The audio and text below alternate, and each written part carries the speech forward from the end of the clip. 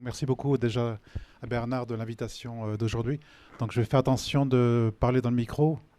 J'espère que vous m'entendez. Tout est en ordre. J'ai une petite voix et j'espère que vous allez pouvoir me suivre. Donc je ne suis pas un spécialiste de présentation devant le public, donc je m'excuse un peu de bafouiller parfois et je vais faire ce que je peux. Donc effectivement, donc j'ai pris tout de suite l'invitation à Diolfi au sérieux. Surtout à cause de l'histoire de Diolfi qui est connue en France et vous êtes un des villages le plus célèbres, je pense. C'est un village qui a une certaine symbolique particulier pour moi qui réside en Allemagne, donc c'est une des raisons pour lesquelles je suis ici. Donc je voudrais aussi remercier Jacques et Françoise qui nous ont hébergés généreusement pendant mon séjour. Donc c'était formidable. Dès la première minute, Jacques, je me sentis chez moi à la maison. Donc c'est extraordinaire pour moi d'être parmi vous. Donc je vais vous parler du silence, la physiologie du silence. Je vais vous parler un tout petit peu d'un certain nombre d'éléments. Donc j'espère que ça ne va pas être trop scientifique. J'espère que ce ne sera pas trop aussi trivial. Donc j'essaie de naviguer entre les deux. Et si ce n'est pas clair, à la fin, n'hésitez pas à me poser des questions. N'hésitez pas à avoir des réactions, des contradictions. Je suis preneur de toutes les réactions imaginables. Donc, donc en 2017, pardon, je me suis levé un jour, un matin, et je ne pouvais plus parler. Donc je me suis précipité à l'hôpital. Et donc on m'a rassuré que ce n'était pas un accident vasculaire cérébral, un AVC, mais en fait c'est une affection relativement bénigne du nerf facial qui entraîne en fait la paralysie de la moitié du visage. Donc c'est une infection. Donc ils m'ont donné des médicaments, mais on m'a surtout recommandé pendant une très longue période, donc pendant 2 mois, de m'arrêter de toutes mes activités, de m'arrêter de travailler. Donc ça fait un choc vraiment pour moi. Donc je suis quelqu'un de très actif. J'adore me déplacer, rencontrer des gens, travailler. Donc j'ai beaucoup de stress professionnel aussi dans mes activités. Donc j'en ai payé d'une certaine manière le prix. Et donc j'ai eu ce problème qui m'a, d'une certaine manière, confronté au silence, d'une manière particulière parce que je ne pouvais plus parler. Donc c'était un sentiment très, très particulier pour moi de ne plus pouvoir interagir avec mon environnement. Et donc j'étais contraint au silence, bien malgré moi. Et malgré le fait que c'était très lourd, et de manière paradoxale, malgré que c'était très lourd au début, je me suis aperçu que donc ces moments d'arrêt, ces moments de silence, en fait, ont été de plus en plus faciles à vivre, de plus en plus légers. Et je me suis rendu compte à la fin que finalement, le silence m'a beaucoup aidé en fait dans ma convalescence.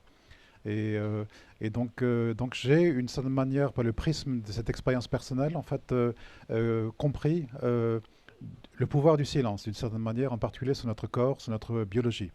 Alors, je suis neuroscientifique, je suis un directeur de recherche à l'INSERM, donc ma profession, c'est les études scientifiques. Donc, j'ai en fait mené mon enquête sur ce qui se passe dans la tête lorsqu'on est confronté au silence. Donc je retrace un tout petit peu les résultats de mes recherches en fait, dans le livre que vous pouvez trouver là-bas, dans la librairie, qui s'appelle Cerveau et silence, chez Flammarion, qui est dans la collection Champ maintenant, qui est apparu dans la collection Champ. Alors, sans que vous achetiez le livre, je peux vous dire en gros ce que j'ai compris. J'ai compris essentiellement qu'il y avait déjà plusieurs formes de silence. Il y avait un silence qui était plus extérieur, donc c'est l'absence de bruit, l'absence de nuisance sonore. Et puis il y a un silence qui est plus intérieur, qui est en fait ces moments de déconnexion.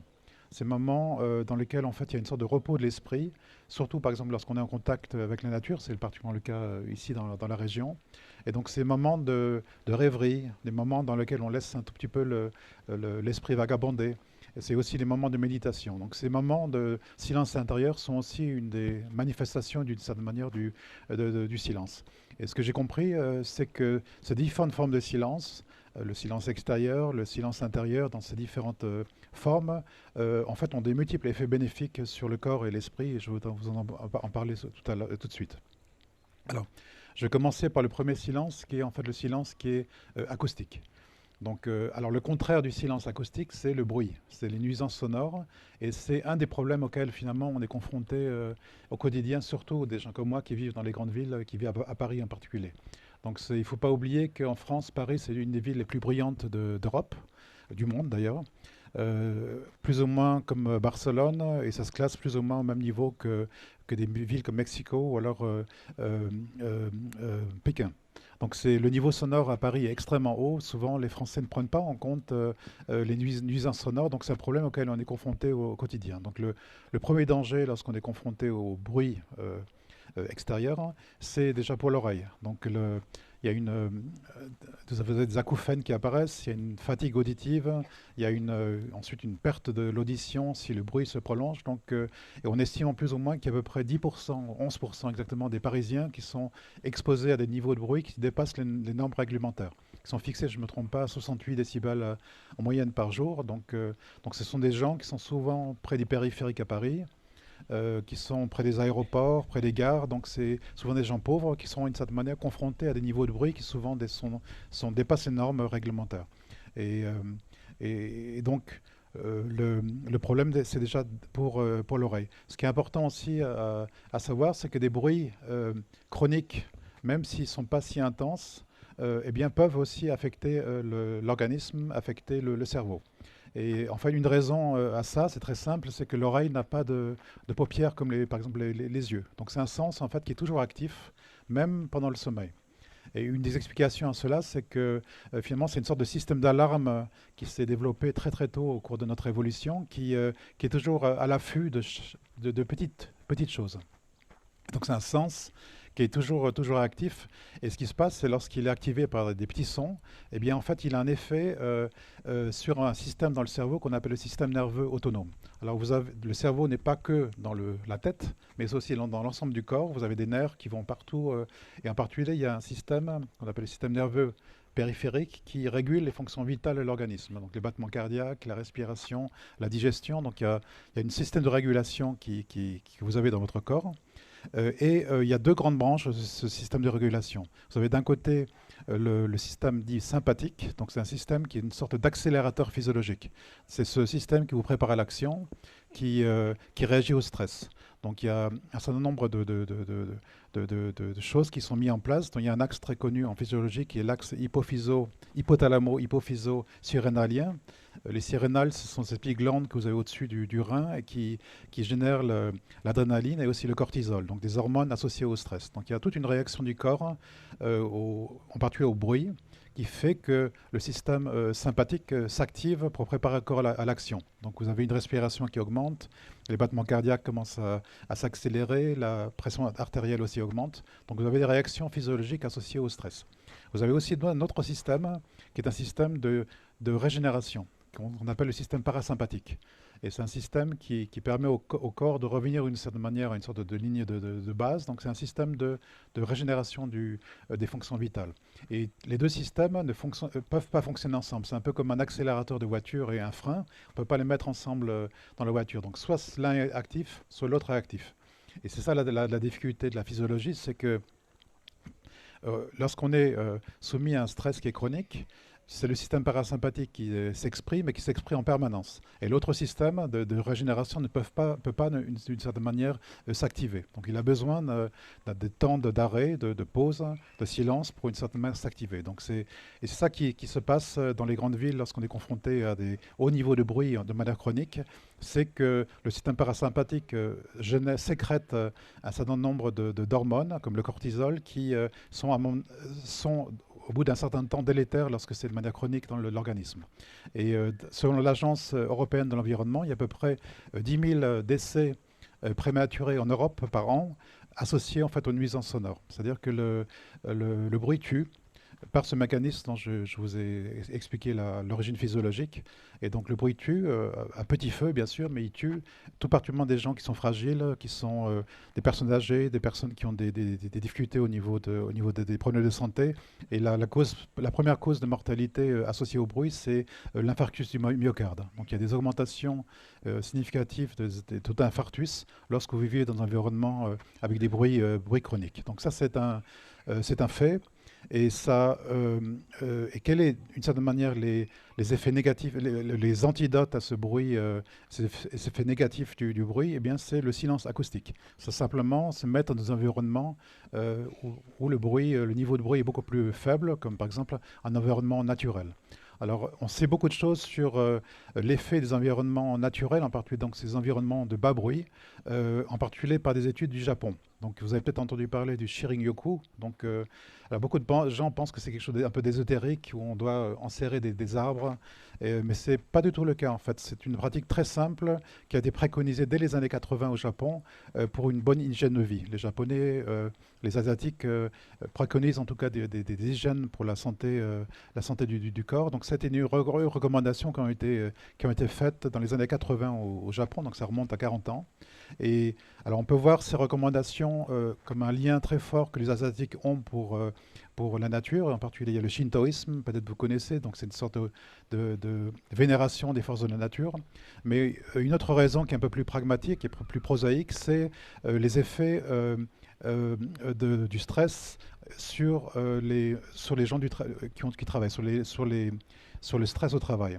Et en fait, dans les années 80 au Japon, ils ont fait des grandes études épidémiologiques et ils se sont rendus compte qu'il y a des gros problèmes liés au stress. Et en particulier, ils ont révélé pour la première fois les cas de karoshi. Peut-être vous avez entendu parler. Donc, ce sont en traduit, c'est des morts par dépassement au travail. Donc, ce sont des gens, des employés de bureau, la plupart du temps, qui sont trouvés morts le matin par leurs collègues, morts sur leur bureau. Et ils ont eu un AVC ou ils ont eu un accident cérébral qui a fait qu'ils sont morts dans l'espace de travail. Donc, en raison un peu de ces situations un peu dramatiques au Japon, ils ont commencé à réfléchir sur des mesures un peu préventives par rapport à ces effets délétères du stress, tout particulièrement au travail. Et ils ont mis en place des grandes campagnes de réflexion, d'études, d'outils possibles pour réduire le stress, en particulier des citadins. Et donc, un des pionniers de ce domaine, c'est le professeur King Lee, qui était un professeur à l'université médicale de Tokyo, qui a fait des grandes études, en particulier sur l'effet des forêts sur l'organisme et sur le cerveau en particulier. Alors, je vous conseille de suivre un peu cette littérature qui est passionnante. Alors, un des résultats majeurs qu'il a observé, c'est qu'il a rapporté dans les articles scientifiques, dans les grandes études épidémiologiques, c'est que lorsque vous faites une promenade d'environ 30 minutes dans la forêt, eh bien, vous avez une augmentation de l'activité du système parasympathique environ de 100%. Donc, vous avez un doublement de l'activité de ce système qui s'active par rapport à une promenade que vous faites par exemple en ville. Donc il y a un effet très fort lorsqu'on marche dans un paysage naturel qui a un effet mesurable sur le système parasympathique dont je vous parlais tout à l'heure. Et c'est c'est la raison du Shirin-yoku. Donc c'est simplement une marche dans un espace boisé dans lequel on arrête son téléphone portable, on est solitaire, on n'écoute pas de la musique et on essaie un peu de s'ouvrir à l'environnement et on laisse un peu l'environnement venir à soi. Donc c'est très simple comme pratique. Finalement, vous probablement dans la région vous le faites tous les jours. Pour les citadins, c'est pas simple et c'est pas toujours très connu. Donc simplement 30 minutes dans un jardin, dans un espace boisé suffit pour une certaine manière ralentir la physiologie et de contrecarrer un certain nombre d'effets négatifs, en particulier liés au bruit. Alors, ces observations de l'effet un peu de ce niveau de bas bruit de la nature en particulier donnent caution à une grande hypothèse qui a été très débattue en psychologie, qui est l'hypothèse de la biophilie. Alors peut-être que vous avez entendu parler, la biophilie, c'est cet amour très fondamental que l'homme a pour la nature. C'est quelque chose qui est très profond et qui montre en fait pourquoi la nature a autant d'effets positifs sur l'être humain. Donc il y a quelque chose de fondamental dans la relation de l'homme et de la nature qui est une des explications qui a été donnée par en particulier un physiologiste, un grand naturaliste qui s'appelle Edward O. Wilson, qui est un naturaliste de Harvard. Il a proposé une hypothèse qui est une hypothèse évolutionniste. Il a proposé l'hypothèse suivante, c'est que le cerveau de l'homme, en fait, s'est développé en synchronie avec le monde naturel pendant plusieurs millions d'années. Et donc, on aime la nature, il y a des effets de la nature sur l'être humain parce qu'en fait, on a appris à détecter des éléments dans la nature qui ont longtemps servi à notre survie. C'est pour ça qu'on se sent si bien, d'après cette hypothèse, dans des espaces dans lesquels on voit l'horizon, dans lesquels ce sont des espaces ouverts, donc dans lesquels on voit des proies arriver ou des animaux féroces arriver de loin. On aime bien les espaces avec de l'eau, on aime bien aussi la présence des animaux, et on aime bien les espaces aussi avec peu de bruit. Donc et ça se rapproche probablement, selon cette hypothèse, de biotopes qu'on a vécu il y a des millions d'années, dans la savane en particulier africaine. Donc, alors il faut rappeler que même si actuellement il y a 50% de la population mondiale qui vit en ville, c'est un phénomène qui est très récent, qui remonte à peu près à 200 ans avec le début de l'industrialisation. Et par exemple, au début du XXe siècle, il y avait seulement 15% des Français qui vivaient en ville. Donc c'est un phénomène qui est très récent, donc, que probablement vous avez remarqué aussi dans la région, donc que les gens plus jeunes, la nouvelle génération vont vers les villes pour travailler. Donc c'est un phénomène qui est massif. Et 200 ans, c'est rien par rapport à l'histoire de l'humanité. Si on en croit, les plus vieux fossiles qui ont été trouvés au Maroc, à Djebel Irhoud, remontent à peu près à 300 000 ans. Et lorsqu'on regarde le cerveau d'un homme moderne, comme vous et moi, eh bien, en IRM, par exemple, on se rend compte que finalement, il ressemble beaucoup à un cerveau d'un homme de Cro-Magnon qui a, par exemple, vécu dans la Dordogne il y a 30 000 ans. Donc, vous voyez, donc c'est une de mes hypothèses, c'est que le cerveau de l'homme, finalement, n'est pas totalement bien conçu pour vivre en ville. Et ça explique des effets délétères de certains environnements surchargés de bruit sur la physiologie du corps. Et donc l'antidote, c'est le silence acoustique. C'est très simple, et 2 minutes simplement de silence permet déjà de ralentir la physiologie, d'activer le système parasympathique, tout particulièrement si vous êtes dans un espace naturel. Et donc vous avez en fait une manière très simple de lutter contre ces effets néfastes du bruit en ville en particulier. Alors je vais parler maintenant de la deuxième forme de silence, qui est ce silence qui est intérieur. Alors, comme je l'ai dit précédemment, donc ce silence intérieur, ce sont des moments de déconnexion. C'est des moments dans lesquels on diminue un peu le bruit de fond de nos propres pensées. C'est ces moments dans lesquels on fait un peu taire la petite voix dans notre tête qui nous dit toujours de faire plus et de faire mieux. Donc c'est ces moments de rêverie, par exemple, lorsqu'on laisse l'esprit vagabonder. C'est des moments lorsqu'on est particulièrement en contact de la nature, comme Rousseau, par exemple, l'a bien dit, bien écrit dans son livre les rêveries du promeneur solitaire. Et donc ces états de... Alors pourquoi ce silence intérieur est si vital pour nous actuellement? Je pense qu'une des raisons essentiellement, c'est qu'on vit dans une sorte certains appellent une économie de l'attention. Donc on vit en fait dans un monde... Alors il faut se rappeler la phrase, je trouve, prophétique de Patrick Lelay en 2004, qui disait que ce qui vend à Coca-Cola, c'est du temps de cerveau disponible. Et donc, c'est effectivement un des objectifs des grands, des grands géants du numérique, les GAFA, c'est de vous capter votre attention au maximum par différentes techniques qui sont utilisées, qui sont très raffinées, qui captent au maximum votre attention pour pouvoir vendre leurs produits. Et donc il y a tout un enjeu autour de l'attention dans notre société. Et donc c'est très important de préserver l'attention. Donc on vit en fait dans une sorte de bombardement permanent d'informations, de distractions, de sollicitations qui, d'une certaine manière, altèrent notre attention et ça épuise notre cerveau. Donc ça a été bien compris, par exemple, par des études d'une sociologue qui s'appelle Gloria Mark, qui est une sociologue californienne qui a fait des études sur, en particulier, les open space. Donc elle a fait des études en bardant un peu des employés de censeurs. Elle a regardé un tout petit peu qu'est-ce qui se passait dans un open space. Elle s'est rendue compte qu'en moyenne, un employé dans un open space est interrompu toutes les 11 minutes. Donc il y a une interruption liée à une nouvelle tâche qu'il doit faire, ou alors il y a un bruit qui est apparu, ou alors il y a un collègue qui parle. Et donc il y a une interruption qui intervient toutes les 11 minutes. Et en moyenne également, l'employé a besoin d'environ de 25 minutes pour de nouveau se reconcentrer sur la tâche de départ. Vous voyez? Donc le cerveau ne peut pas switcher rapidement d'une tâche à l'autre.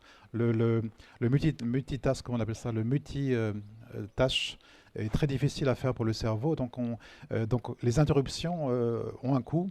Et un des coûts, c'est qu'on prend du temps en fait, pour revenir à une tâche qu'on n'a pas totalement finie. Et on peut comprendre que l'accumulation de ces interruptions, de ces distractions dans le monde du travail, en fait, fait que apparaît ce que le psychologue appelle une surcharge cognitive, c'est-à-dire ce sentiment de faire trop de choses à la fois. et que je connais personnellement très bien. Et donc ce surcharge cognitif est un pas vers l'épuisement professionnel, donc le burn-out que certaines personnes vivent. Alors quel est l'antidote à ce bruit, qui est souvent d'origine numérique, lié à l'usage des écrans, de nos quel est l'antidote? Eh bien, c'est le silence intérieur. C'est des moments dans lesquels, d'une certaine manière, on fait des pauses, on fait des pauses cognitives, on s'arrête pendant la journée, donc on n'est pas obligé de faire des siestes, on n'est pas obligé de... Mais quelques moments sont suffisants pour avoir déjà un effet de régénération sur le cerveau et en particulier sur l'attention. Et donc, plusieurs études ont montré que ce sont des phénomènes qui sont extrêmement efficaces. Une des études que je trouve les plus remarquables, c'est une étude qui a été publiée également dans les années 1980, en 1984, par une personne qui s'appelle Roger Ulrich, et qui a écrit un article dans une revue prestigieuse qui s'appelle la revue Science, et qui porte un titre un peu énigmatique, qui est en fait la vue par une fenêtre influe le rétablissement après une opération chirurgicale. Alors c'est un drôle de titre, hein. Et en fait, je vous explique pourquoi ce titre. En fait, Roger Ulrich, en fait, en tant qu'enfant, avait des graves problèmes rénaux. Et en fait, ça l'a obligé à rester en fait au lit pendant des très longues périodes chez lui.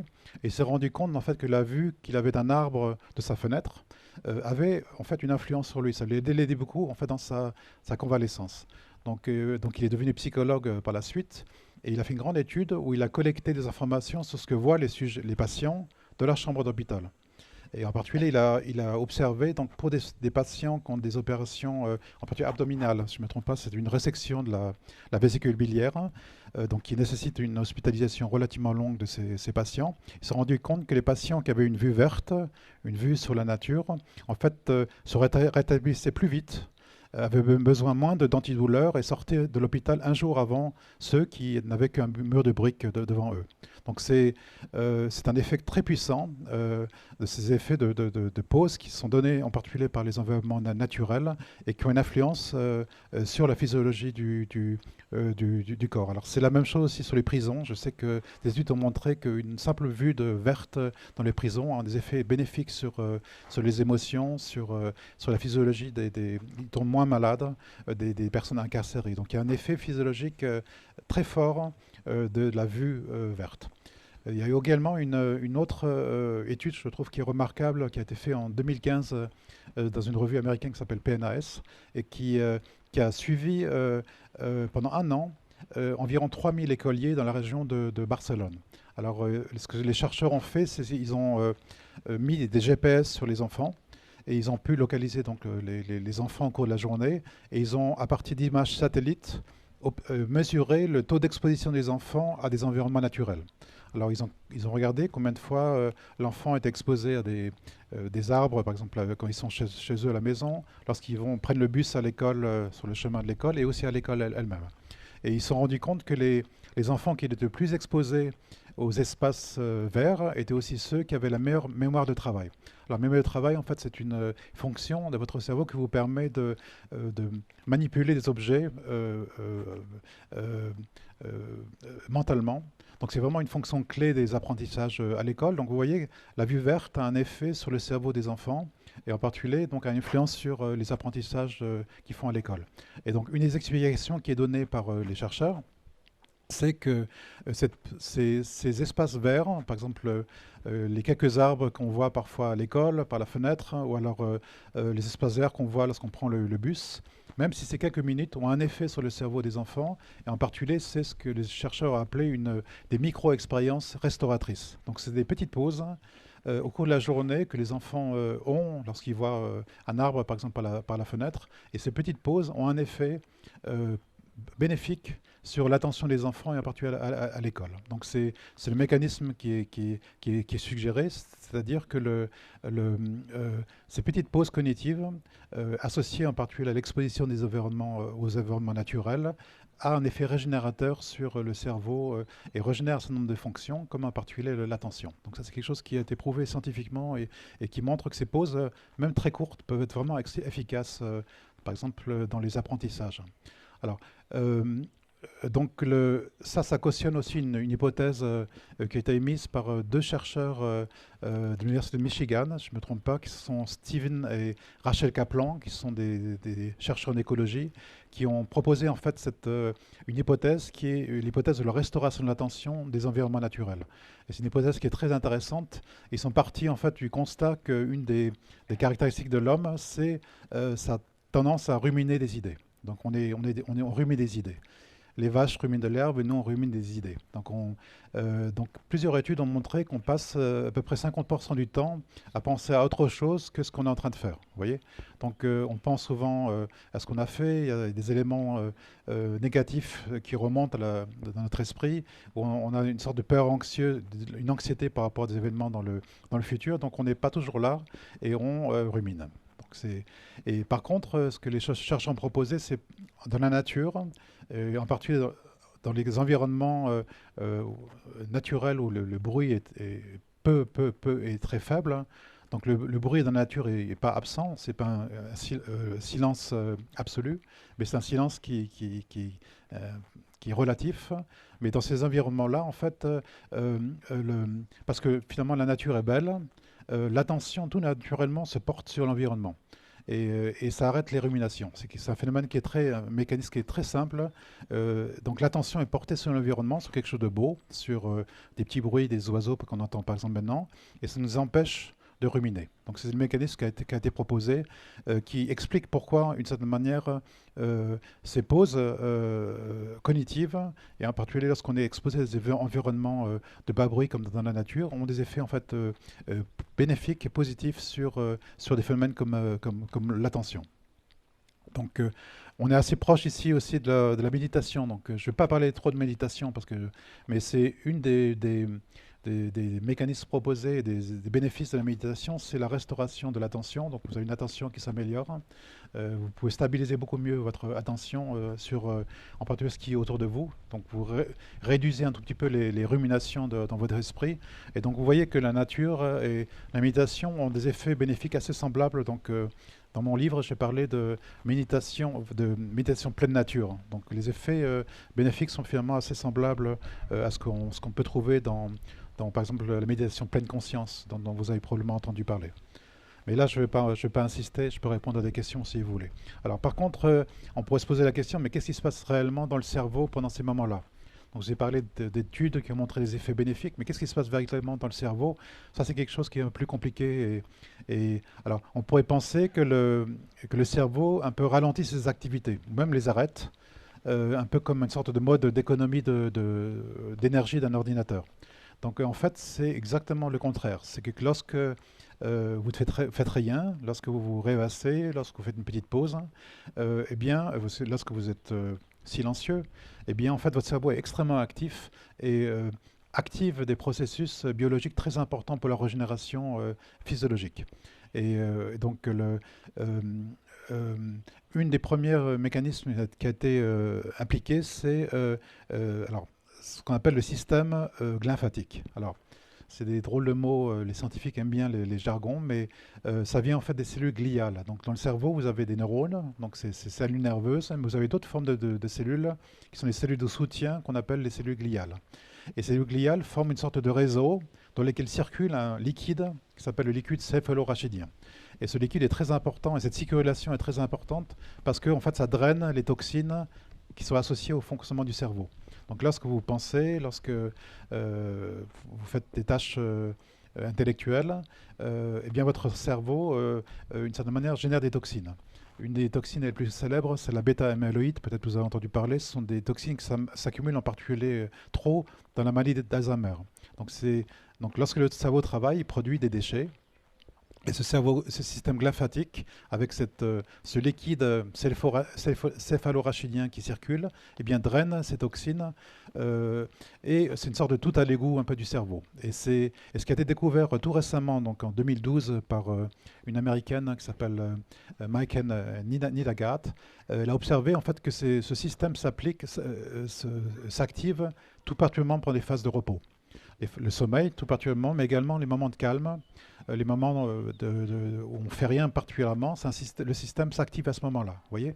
Donc ce système donc, de régénération, qui est d'élimination des toxines, en fait, s'active lorsque vous êtes silencieux. Donc c'est un des bénéfices physiologiques en fait, qu'on peut comprendre de ces moments en fait, de silence intérieur. Une autre observation qui était aussi relativement récente a montré que lorsqu'on ne fait rien de particulier, on active un réseau dans le cerveau qui est un réseau particulier qu'on appelle le réseau du mode par défaut. Alors, c'est une découverte qui a été totalement fortuite. Il y a un Américain qui s'appelle, euh, euh, j'ai oublié le nom, s'est aperçu que lorsqu'il mettait les gens dans le scanner, avant que les personnes font une tâche cognitive, le cerveau est extrêmement actif de ces individus. Donc c'est une découverte un peu fortuite qui a fait qu'il s'est intéressé en fait à ce qui se passait avant que le cerveau commence à fonctionner, avant qu'on commence à réfléchir et résoudre des problèmes. Et il a observé que lorsque le cerveau fait rien, lorsque vous rêvassez, par exemple, il y a en fait une activité très particulière dans le cerveau qui implique un réseau. Bon, réseau, ça veut dire des régions cérébrales particulières qui s'activent, et avec des rythmes très très lents, c'est à peu près un rythme, une activation toutes les 10 secondes, donc c'est des rythmes très lents qui activent un certain nombre de parties du cerveau qu'il a appelé donc le mode par défaut, parce que c'est une activation qui se fait par défaut lorsque le cerveau n'est pas impliqué dans des tâches. Et donc c'est une énorme littérature depuis cette découverte en 2001 on ne savait pas très bien à quoi ça servait au début. Donc on parlait d'énergie sombre, par exemple, pour cette activité, donc un peu comme la matière noire de l'univers, on ne sait pas du tout qu'est-ce que c'est, on n'a jamais observé. Donc beaucoup de chercheurs sont posés les questions de à quoi ça sert cette activation pendant ces états où on ne fait rien. Et ce qu'on a commencé à comprendre, c'est que ces activités sont très importantes pour la construction de soi. Et en particulier tout ce qui est autobiographique, mémoire autobiographique, est aussi très important pour la créativité. Donc ce sont un mode d'activité très très particulière qui est vraiment très important pour le développement de certaines fonctions cérébrales, comme par exemple donc, la créativité. Et ce qui est apparu, c'est que lorsque le cerveau a ce mode d'activité, en fait, il y a ce qu'on appelle une levée de l'inhibition des fonctions exécutives. Alors c'est comme ça qu'on appelle ça. Alors dans votre cerveau, vous avez des fonctions exécutives qui vous permettent d'avoir une attention qui est très focalisée. Donc c'est la concentration. Vous avez donc des réseaux qui permettent d'une certaine manière d'un peu de filtrer l'information. Donc tous les bruits inutiles actuellement, quand je parle, je suis focalisé sur mes mots et je ne prends pas en compte l'environnement. Donc c'est un mode très important, particulièrement pour les enfants, donc de focalisation, de concentration de l'attention. Néanmoins, c'est une sorte de tunnel qui, d'une certaine manière, ne prend pas toujours en compte d'autres éléments, ne prend pas en compte l'environnement. Donc, lorsqu'on est en activité du mode par défaut, en fait, le cerveau bifurque dans un mode dans lequel, en fait, la pensée est beaucoup plus fluide. Donc c'est une pensée qui est beaucoup plus désordonnée, très associative. Donc beaucoup d'éléments jouent un rôle. Donc on n'est plus dans cette focalisation. Donc les psychologues parlent de perte de contrôle cognitif. Donc on est un peu en mode en roue libre, dans lequel le cerveau fait un peu ce qu'il veut. Et c'est un mode très important pour un certain nombre de processus, donc quand je t'ai parlé, comme la consolidation de la mémoire, comme la construction de soi, également la créativité. Alors la créativité, bon, simplement pour l'anecdote, vous savez que souvent lorsque vous voulez résoudre un problème difficile, le fait de vous acharner sur le problème n'est pas forcément la meilleure manière d'y arriver. Et souvent, bon, les scientifiques, les mathématiciens par exemple, mais je pense que les artistes c'est la même chose, sont aperçus que lorsqu'on veut à tout prix trouver les solutions à un problème qui est très complexe, le mieux c'est de s'arrêter. Donc de dire, bon, c'est trop compliqué pour moi, et souvent c'est lié à une sorte de résignation dans laquelle on dit, c'est trop compliqué pour moi, j'arrête. Et on fait par exemple une petite promenade dans la forêt. Donc on fait d'autres activités, du sport ou des choses comme ça. Et étrangement, c'est à ce moment-là que l'idée arrive, donc sans qu'on le veuille.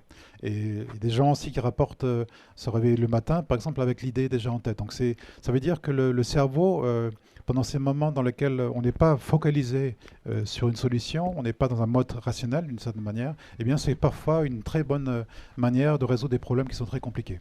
Et là, le silence, l'arrêt, la rêverie, le vagabondage de l'esprit jouent un rôle très très important dans ce phénomène un économiste qui s'appelle Graham Wallace a parlé de moment d'incubation. C'est à ce moment-là que le cerveau en fait continue à travailler sans qu'on le sache, sans qu'on le veuille d'ailleurs, sans qu'on en ait vraiment conscience, et dans lequel en fait il y a quelque chose qui se passe. Et les écrivains, les artistes, les scientifiques connaissent ces états dans lesquels on ne peut pas faire grand-chose que d'attendre que la solution parfois arrive, et le cerveau continue à travailler. Donc ces moments d'arrêt sont très très importants pour impliquer, donc, pour stimuler la créativité, et ça passe par, une certaine manière, cette activité de ce mode par défaut qui a été découvert donc, par les scientifiques. Alors je n'ai pas le temps de rentrer dans tous les détails. C'est une littérature qui est très, très, très, très, très, très, très grande. Mais ce que je veux simplement dire, c'est que finalement le cerveau, comme les autres organes du corps, fonctionne et est conçu par fonctionner sous forme de cycles. Donc des cycles de haut niveau d'activité, mais aussi des cycles de régénération, de repos, où le cerveau, d'une certaine manière, régénère, recharge ses batteries, mais également donc, construit un certain nombre de choses, donc certaines fonctions, régénère l'attention, se met dans un mode qui est parfois plus créatif, où le soi, l'individu en fait se construit intérieurement aussi. Donc c'est des moments très importants, et donc la prise en compte de ces cycles, à mon avis, quelque chose qui est très très important pour mon travail en tant que neuroscientifique, parce que en fait c'est pour moi un résultat scientifique majeur.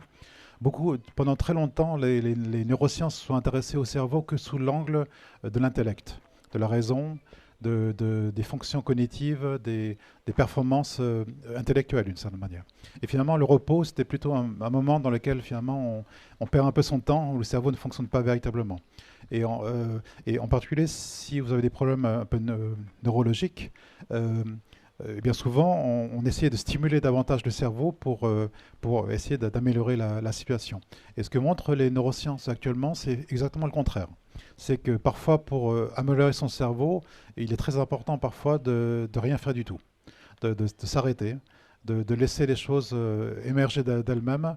Et c'est quelque chose qui est vraiment très important pour l'amélioration, la réparation du cerveau. Donc j'arrive à la conclusion. Donc, c'est-à-dire que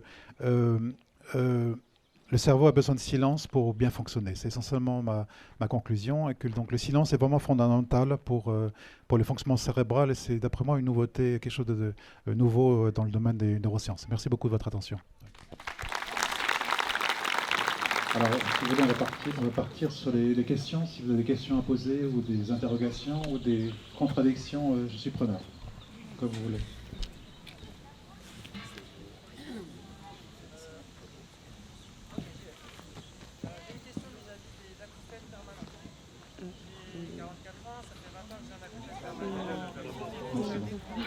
Oui, j'entends les acouphènes. Continuez, monsieur. Hier, il était... Oui. Donc les acouphènes, c'est un problème qui touche beaucoup de gens. C'est une activité qui est générée par le cerveau.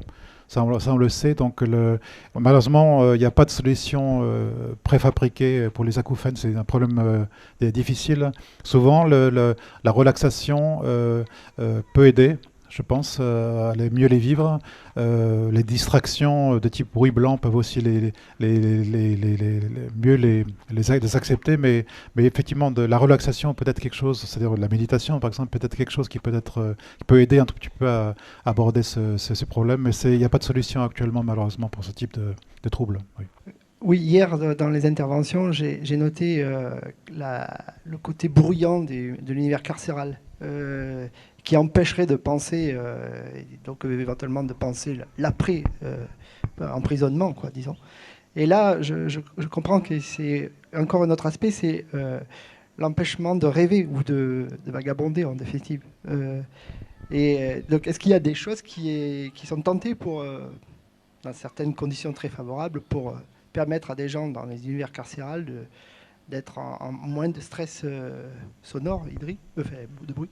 Oui, oui. Bon, c'est une grosse question. Je ne connais pas bien l'environnement carcéral. Je connais mieux l'environnement hospitalier qui est différent. On en a parlé aussi avec une collègue. Mais c'est vrai, il y a beaucoup d'espaces publics qui sont trop bruyants. L'hôpital, par exemple, lorsque vous êtes un service d'urgence, pour aussi des raisons qui sont légitimes, bien sûr.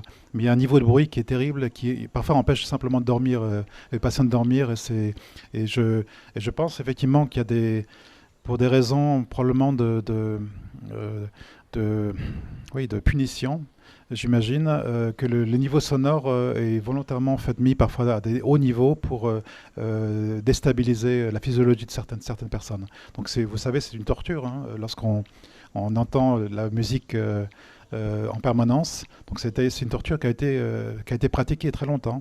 Et donc la surcharge de simulation sonore, visuelle, quelque chose qui déstabilise totalement la physiologie de l'organisme. Donc on ne peut plus dormir, on ne peut plus penser. Alors je ne sais pas si c'est volontaire dans des environnements carcéraux, mais c'est en tout cas une situation probablement qui existe. Donc c'est un peu paradoxal, les prisons. C'est pour ça que j'étais très intéressé par les présentations, parce qu'il y a ce paradoxe autour du silence et bien sûr du bruit dans la prison. Mais ce que moi je peux vous dire, c'est que des choses assez simples, comme par exemple la lumière naturelle. Dans les prisons, aussi dans les hôpitaux, c'est la même chose. C'est souvent des environnements qui sont privés de lumière du jour, dans lesquels on décycle souvent les personnes du cycle jour-nuit, par exemple. Et ça a des effets aussi physiologiques sur le corps. Il y a beaucoup d'effets de ce type qui apparaissent. Donc il y a une sorte de dérégulation des phénomènes de base physiologique qui apparaît dans ces conditions un peu artificielles qui rendent la santé probablement des gens incarcérés très, très plus fragiles que d'autres. Et donc, comme je vous l'ai dit, il y a des études qui ont montré que simplement des vues vertes, donc peut-être même des posters. Voilà, dans l'hôpital, on voit maintenant des posters parce que ça coûte pas beaucoup d'argent. Partout, on voit dans les services des posters avec des arbres. Mais j'imagine qu'une fenêtre sur un espace naturel serait une grande aide pour des gens qui sont incarcérés. Je pense que c'est quelque chose qui est très important. Mais en tout cas, le contact avec la nature est quelque chose qui est probablement devrait être développé dans ces environnements-là. Dans l'hôpital, les jardins thérapeutiques sont bien connus, ont des effets très intéressants sur le calme, en particulier des patients avec des démences. Donc il y a un très bel hôpital que j'ai visité à Nancy, qui développe cette idée où il y a un jardin en face de l'hôpital, ou même dans l'hôpital lui-même, dans lequel les patients peuvent sortir et faire une activité avec la nature, ou simplement être sur une chaise et contempler la nature. Et beaucoup de personnel, des infirmiers, une médecin qui s'appelle Thérèse Jonvaux, a observé en tout cas une apparition de calme chez ces patients, qui sont des patients très agités. Et donc ça, c'est un effet thérapeutique d'une certaine manière de ces environnements naturels, et aussi du silence qui est associé, bien sûr. Oui, c'est tout à fait autre chose, mais là tu as parlé de la méditation, mais est-ce que dans l'hypnose, on a les mêmes systèmes de régénération ou pas? Est-ce qu'on a vu, par exemple, au niveau des IRM cérébrales, les mêmes activations avec ondes lentes ou pas du tout? Ou est-ce qu'au contraire, ça restimule? Oui, alors je connais moins l'hypnose, hein, il faut dire la vérité. Je connais un peu plus le domaine de la méditation. Et je pense qu'il y a des similarités, mais aussi des différences. La différence principale dans l'hypnose, c'est l'importance du thérapeute, d'avoir une personne qui vous induit dans ce qu'ils appellent la transe hypnotique. Et donc c'est un état particulier où effectivement on est moins dans le contrôle cognitif, mais on est plus dans le vagabondage. Et il y a effectivement un certain nombre d'effets thérapeutiques qui pourraient être associés. Mais la méditation, par définition, est plutôt quelque chose qui est individuel, personnel. Donc on n'est pas sous l'influence, entre guillemets, d'un thérapeute. bienveillant la plupart du temps. Hein. Il y a toute une école d'hypnose qui est vraiment bienveillante et qui a des effets qui sont révélés aussi dans différentes pathologies, en particulier la douleur, par exemple, est bien traitée par l'hypnose dite d'Erickson. Donc il y a des effets qui sont validés, mais néanmoins la méditation est quelque chose qui est déjà personnel et qui mobilise en fait probablement d'autres processus associés à l'attention. Donc la méditation, on est calme, mais on est très attentif à ce qui se passe. Donc il y a deux grandes formes de méditation. Il y a une méditation dans laquelle on focalise son attention sur un objet.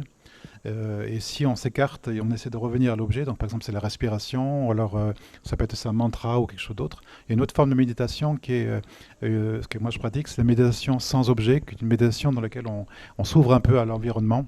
Et donc c'est une autre forme de méditation, mais c'est un peu différent de l'hypnose, vous voyez. Donc on travaille, on s'entraîne à être attentif, mais c'est quelque chose qui est nature probablement différente, qui ne nécessite pas toujours une personne à côté de soi qui parle. Oui. Oui. Au niveau neurotransmetteur, je ne sais pas exactement. Donc le neurotransmetteur, c'est vraiment un niveau qui est très moléculaire. Et bien sûr, le cerveau est baigné dans toutes sortes de modulations. Donc il y a des grands réseaux qui modulent la noradrénaline, par exemple, est un neurotransmetteur très important pour tout ce qui est attention, en particulier dans le lobe frontal.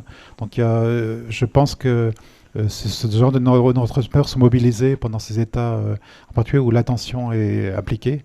Mais néanmoins, il y a des multitudes. Donc, il y a la dopamine, il y a la noradrénaline, il y a tous les monoamines qui sont impliqués dans cette activation du cerveau. Donc, c'est très difficile parfois de le savoir. Et ça est vraiment un niveau qui est moléculaire.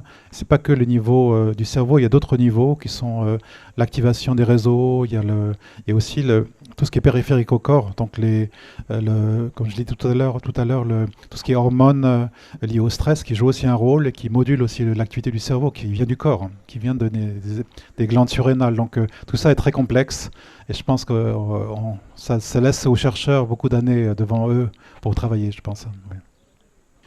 Oui, depuis 300 000 ans, l'homme s'adapte constamment, lentement, mais constamment. Est-ce que l'on peut, dès à présent, déterminer quelques pistes qui permettraient de voir que l'homme s'accoutume à cet environnement qui est de plus en plus bruyant? Oui. Donc, moi je suis de l'avis, mais c'est un avis. Hein. Je suis de l'avis que souvent on s'en rend pas compte, mais ça a des effets délétères et je pense qu'on s'habitue pas au bruit. On a vraiment, comme je vous l'ai dit, une physiologie qui remonte à, disons, 300 000 ans chez l'homme. Et ce niveau de bruit, à tel niveau d'intensité, est très récent, c'est 200 ans, comme je l'ai dit tout à l'heure. Et 200 ans, il n'y a pas d'évolution qui est possible dans ce cas-là. Donc c'est-à-dire qu'on est un cerveau qui n'est pas préparé à ce type d'environnement, en particulier numérique.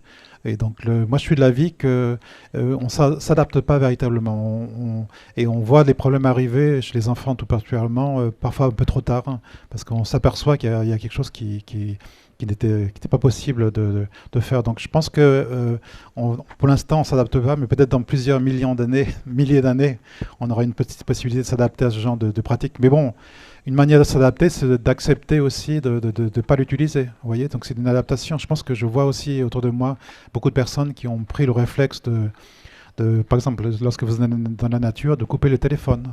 Comme je vous l'ai dit, donc les Japonais, dès les années 80, on leur a préconisé, ils n'avaient peut-être pas de téléphone portable à l'époque, mais d'être coupés de la technologie lorsqu'ils étaient en contact de la nature. Donc c'est une forme d'adaptation aussi. C'est que les pratiques se modifient et les gens savent que c'est pas bon pour la santé de manière générale. Hein. Donc c'est souvent des manières un tout petit peu de calmer les enfants, de les mettre devant la télévision, les téléphones portables, mais à long terme, c'est pas bien. Hein. Oui. J'aimerais bien savoir quelles sont les bases physiologiques de ces troubles de l'espectre autiste qui empêchent justement d'être en lien, de communiquer avec l'extérieur. Qu'est-ce qu'on sait maintenant? Est-ce qu'on a avancé parce qu'on entend beaucoup de choses, les microbiotes, le rôle de l'intestin dans ce trouble, ce manque de contact avec le monde extérieur. Où est-ce qu'on est actuellement? Merci. Bon, c'est une question technique et je ne travaille pas dans l'autisme, mais bon, je suis impliqué dans différentes maladies neurologiques et souvent, en fait, il n'y a pas une cause unique, vous voyez. Donc c'est de la complexité de la biologie, de la vie, qui fait qu'il y a des multiples facteurs qui interviennent toujours. Donc, par exemple, dans les troubles de l'attention, on disait oui, c'est la dopamine ou c'est la noradrénaline. Donc, il y a beaucoup de médicaments qui ont été faits pour ce mécanisme, et souvent ça marche pas toujours très très bien. Donc c'est souvent ça le problème avec le cerveau, c'est que il n'y a pas que des neurotransmetteurs, il y a des phénomènes d'une très grande complexité qui sont d'influence aussi du mode de vie, par exemple de l'environnement qui soit naturel. Vous avez entendu parler des perturbateurs endocriniens, par exemple. Donc tous ces éléments-là font que le cerveau travaille plus ou moins bien. Et donc c'est-à-dire que le trouble autistique, déjà c'est une sorte de mélange de troubles très très différents. Avec des niveaux de gravité différentes et souvent il y a souvent des maladies dans un trouble de ce type et donc souvent c'est des explications d'ordre multifactoriel, donc il y a des multiples éléments génétiques, des éléments environnementaux qui interviennent dans ce genre de pathologie. Donc malheureusement on n'a pas de solution clé en main avec une molécule qui va guérir l'autisme, malheureusement. Ça, c'est la complexité du cerveau qui fait que oui, on est confronté à des multiples sources de perturbations.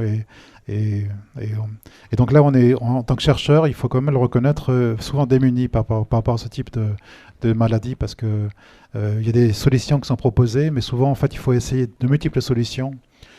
Ça va de la psychothérapie jusqu'aux molécules vraiment plus banales. Donc il y a tout un spectre de thérapies qui sont proposées. Il faut parfois trouver la thérapie qui est souvent la plus adaptée à un patient donné.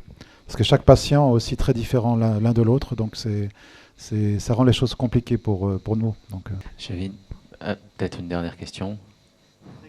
Je voulais un peu reparler de cette histoire de silence et de la nature. Parce que la nature n'est pas du tout silencieuse.